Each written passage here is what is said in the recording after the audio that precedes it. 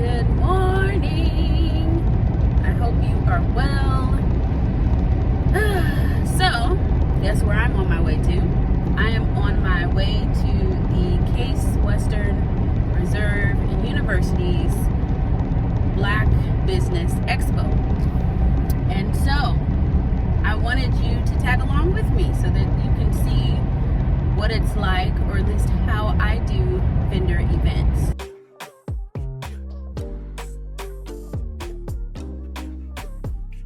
So, in all transparency and truth, I have a checklist that I use to make sure that I have everything that I need in order to be successful for this event. And it's actually free, and I will make sure when I put this up that I put a link to it either in the comments or wherever I end up placing this. So, I typically go through my checklist and I have it mostly memorized, and I forgot something. So typically, with all the things that I go through, and there's 7 things that I prepare for, 7 things that help me to participate better, and then 7 things that help me after the event to be more profitable. And I share those 21 different items, but in preparation, I forgot my snacks. So, if you have never vended or have been a vendor at an event before, then if more likely than not, they will not feed you. Unless it's a conference or it is a retreat and you just so happen to also be a vendor. So, I developed this checklist because I used to vend, I feel like, every other weekend a couple years ago. I have since then stopped as frequently and have been very intentional and deliberate with when and where I vend. Because when you're an author and that's what you have to sell as a product, mind you, I have t-shirts. I have t-shirts. On occasion, I have other things, and I apologize if, the roads and everything. But it's very difficult. Can I speak? It's very difficult for me as an author to get people to come to my table and buy a book. I think it's challenging, again, as an author, because unless you're speaking or unless you have a great pitch as far as why people need your book, which I continue to evolve and develop,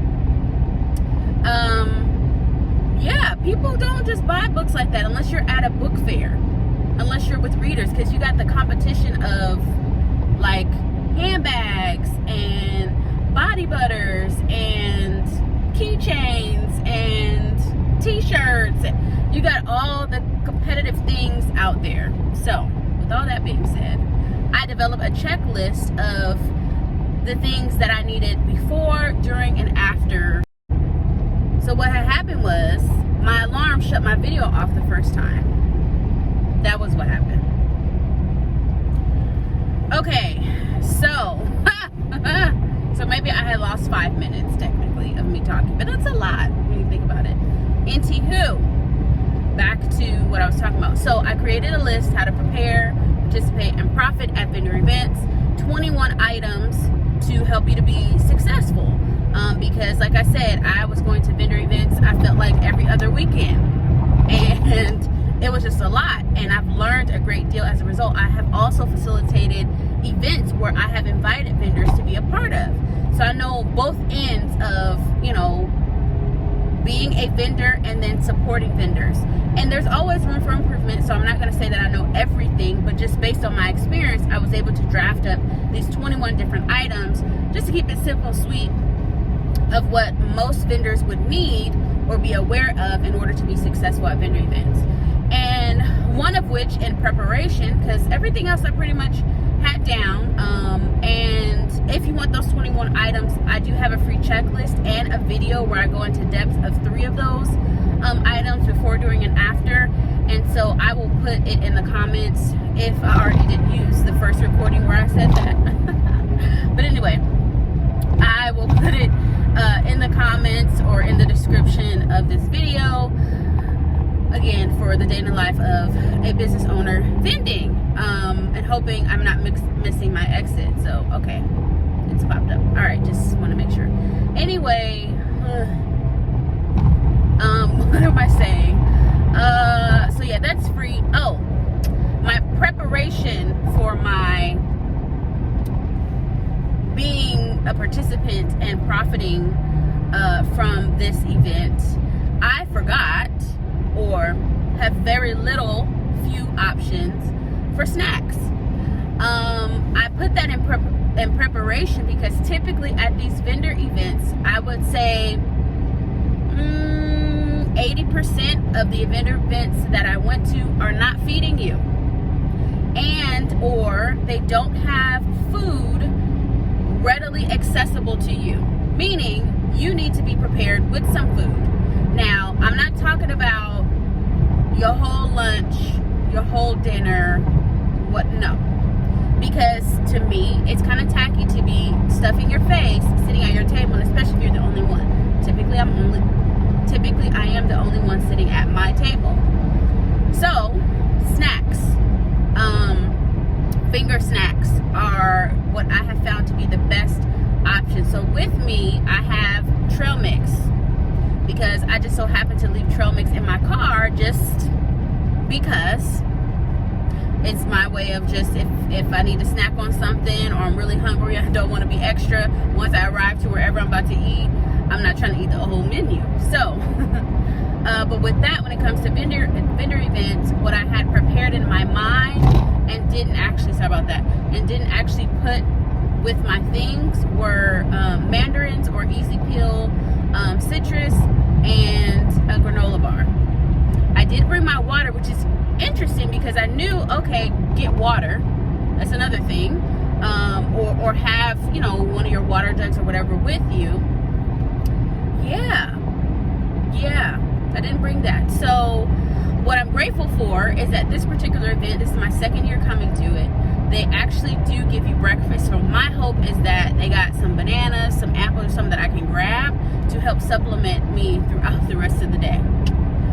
And some water too, because I'm gonna grab some extra. So they're providing breakfast. And another thing that's great about this event is they provide workshops. Interesting. They provide workshops for the vendors in order to either learn how to vend or be vendors at the university. So they have their procurement office come in and talk, and they bring in local support services. So like the Business Assistance Center in Cleveland. I want to say there is a new Black Chamber initiative that's coming about in the area. They may be there. There's another organization that I forget their name, but they have some support services to help small business owners, specifically in the Black community. And so I love this event, one, because it's at a university. It's like, duh. The only caveat to that is that you have students who have no money coming to this. So that's the only thing. And if you are a community member, which they do open it to the community, you have to know their parking structure. So it's like, that probably was not, that was my only complaint last time. It's like, if this is not broadcasted into the community enough with real clear instruction on parking, then that's going to keep the community from actually participating.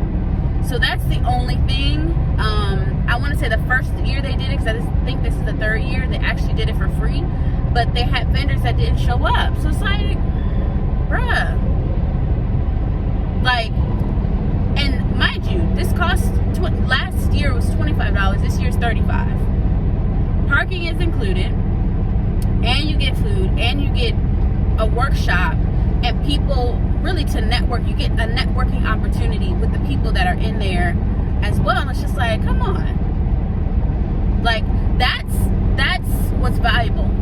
What happened for me last year is that I turned a $25 investment into a $500 speaking opportunity.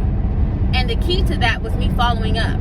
I had connected with several people in that space and got their cards, and I followed up with them and was able to book me a speaking engagement as a result. And so yeah, it was well worth the investment of $25. Granted, gas and my time and everything, but again, I got a return on my investment. I don't know, I can't even say times 10, times 20. I got 20 times my investment. So yeah, no, is it 20? Yeah, I think. I'm not a mathematician, even though I don't have to be a mathematician for that. But anyway, you are coming along with me for this. I will try to keep you plugged in throughout this entire experience. Just some things that I or you, just as a helpful moment, get you an inexpensive tripod, because this is another part of, like, when I participate in vendor events, I work on business stuff, because there is going to be a lull in people coming to your table. And depending on the type of event, there might not be a whole lot of people there at the beginning or at the end or even in between. So what will you do to not waste time? You can create content, which I'll be doing with this video.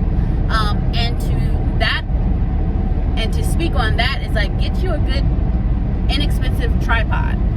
That is an investment that I need to make. I have one, but it's kind of bulky, and so I didn't want to have to deal with that. But so bear with me as you come along this journey with me. If you're wondering what this box is and this wheel thing is, I'll show you later. And yeah, thanks for coming along. And yeah, I'll pull bits and pieces from the other video too if I explain anything differently from the last time that was better. But yeah, I'll see you soon.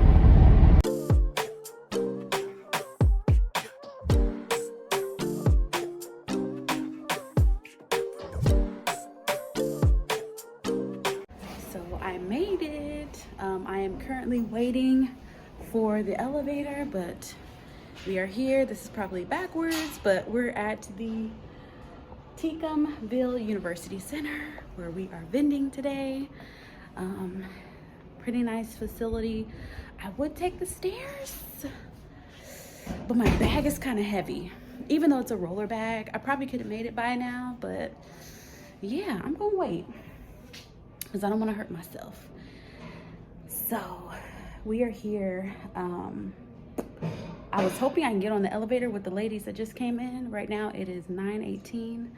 I need to check in, but they were struggling with their bag. And so look, Black Business Expo. Oh, can you see it? Can you see it right at the top? Oh, I can't fix this camera. Dang, that's how you know I'm not a regular vlogger. I can't get my angles right. Yeah, but that's what's happening today. Anyway, I made it. Love y'all. See y'all in a bit.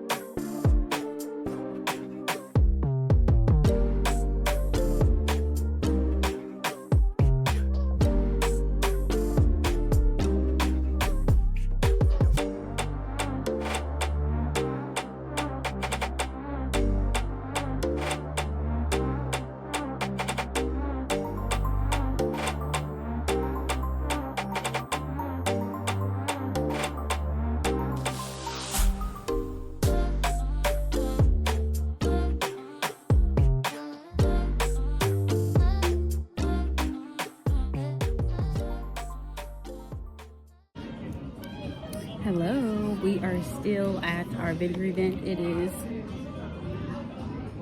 3:30. This is until 6 p.m. I hope that you can hear me okay. There's music playing in the background. But they did feed us lunch. I completely forgot.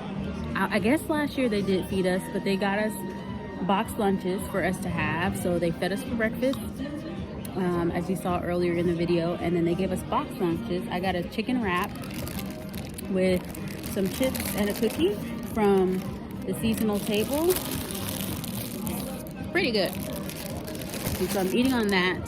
We have a little bit of a lull, and so I'm going to look at some things that I have upcoming, taking some notes on some aspects of what I need to include for next time. I need a step and repeat.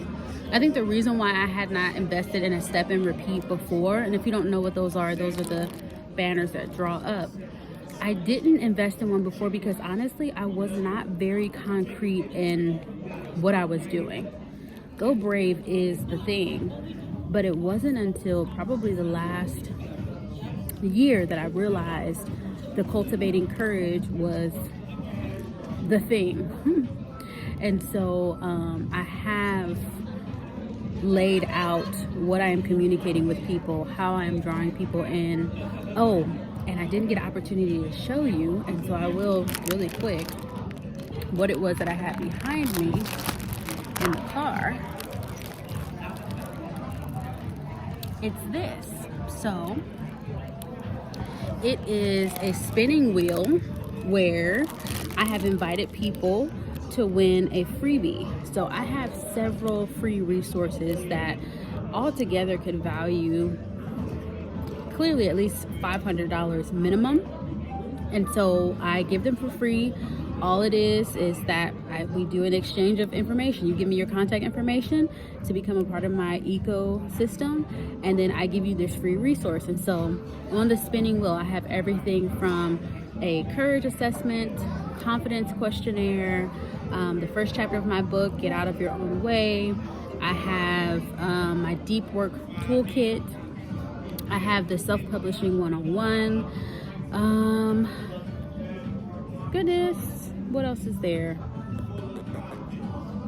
I want to say that's it. I believe that's it. But I've invited people to spin the wheel and win. And so, but back to the step and repeat, I need to get one of those because I don't really have anything that displays my business name. I know who I am. And outside of my books, people are like, okay, well, what is this? And then again, this is a lesson learned. Mind you, I have been doing this for some time, and I want to say my tabling changes every single time.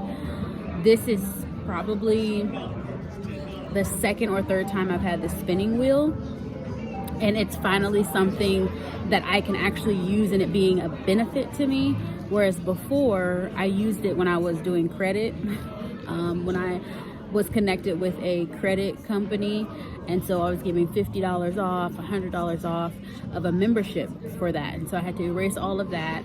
That's how long it's been since I've used this wheel, and for me to have purchased it, gosh, several years ago, and only have gotten three uses out of it,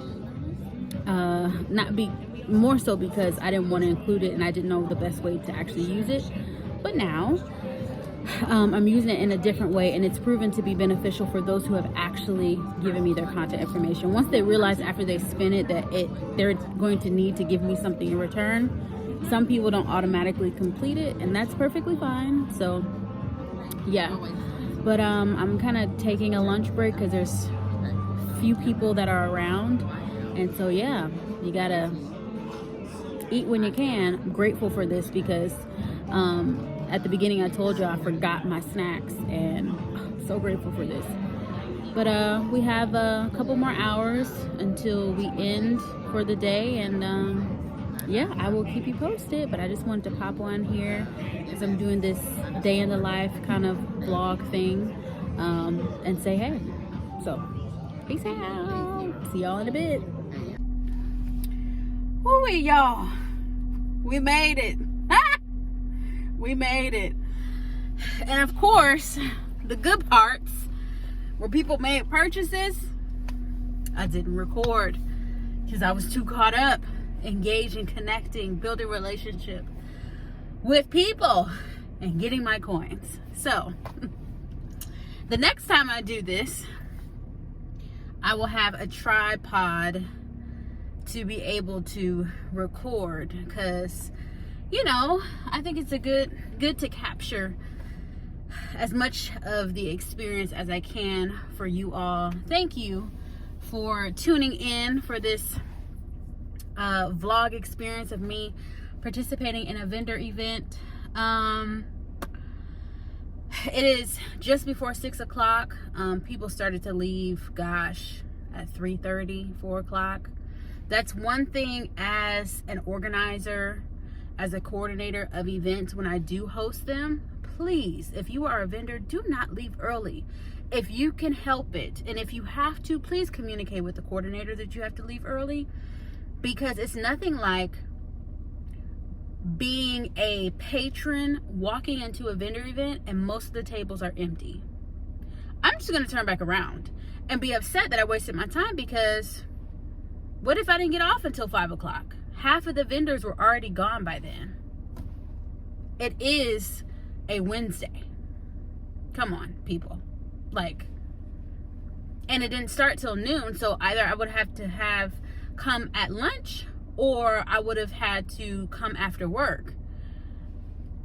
And yeah, people had started packing up and everything. Now I will say,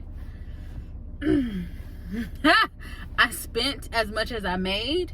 Now this is on my personal side. On my business side, I made some money.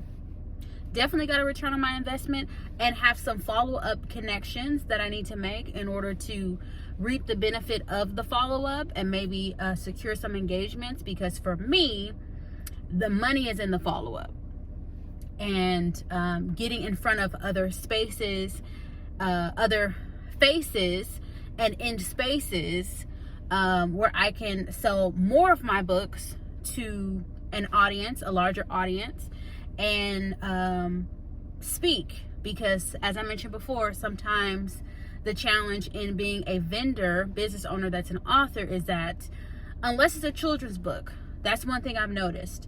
Children's books sell better than some other books that people have. Again, especially if it's not a literary event or a intentional author event. If it's a general expo or general market or vendor event, it's a little unpredictable. Sometimes it's on the lower side of people coming and connecting. But as I mentioned before, the Will was a hit. I had about 10 downloads, or 10 people actually filling out the subscription document to be able to get their resource. So that's not bad. And unfortunately, I didn't take account of how many people came to my table, but I would say maybe about 40 people that specifically came to talk to me, engage with me. And 1 out of 4 is not too bad. So a fourth of those engaged with my content and became a subscriber. It's not too bad. There was another thing I was going to say with regard to this experience. Give me 1 second, or a few, actually. One thing that I do now, and I can't say I should have known to do it, but when I first started to do this vendor thing, as I mentioned, I really didn't have anything. It was just me kind of sharing about who I am and what I did and the services I offered. But even with that, as I grew and started to get products and things, I was needing 2 suitcases full of stuff. And that was a lot for one person, because I think I might have gotten help twice in my vendor experience, and it was just because, you know, somebody wanted to tag along, or there happened to be someone there because I was multitasking, trying to run my table while also hosting an event. Don't ask me why. I thought I could be in two places at once, but yeah. But I have significantly brought that down. One, because I've sold product, which is great, but I only do one suitcase, and it's a roller suitcase where I keep all of my things. Now, I know depending on if you have a product-based business, you're going to want to have as much product available as possible to give people options and to not sell out. So I get having, you know, several either boxes or wagons or suitcases full of things. But for me and myself and we're just going to work with and rock with one suitcase, because I need at least one free hand, so that if I come out with more than what I came in to, which I did this time, I bought some body stuff, some hair stuff. Yeah, body and hair stuff, because I've been needing to stock up on some of that, because I be wanting to smell good. But nonetheless, so I look forward to sharing this video with you. Thank you for, again, tuning in with me. Yeah, I'm about to leave this garage. Let me make sure I have my validation, because I already paid for parking technically. But this is the type of stuff, or this vendor experience is what larger organizations can really do. One, to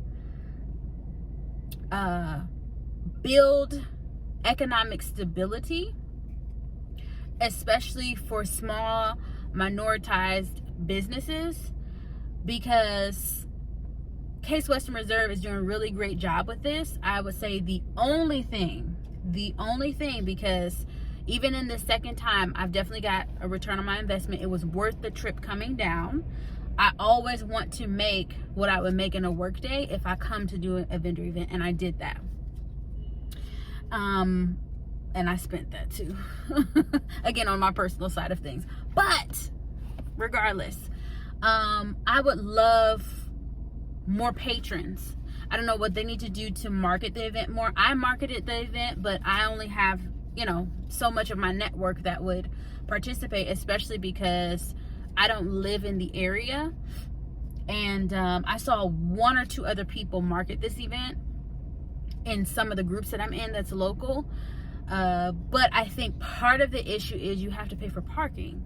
And it's like, yeah, I'd rather spend my money on the product that I want to get. So I can see how that could be a challenge. But if they, I don't know.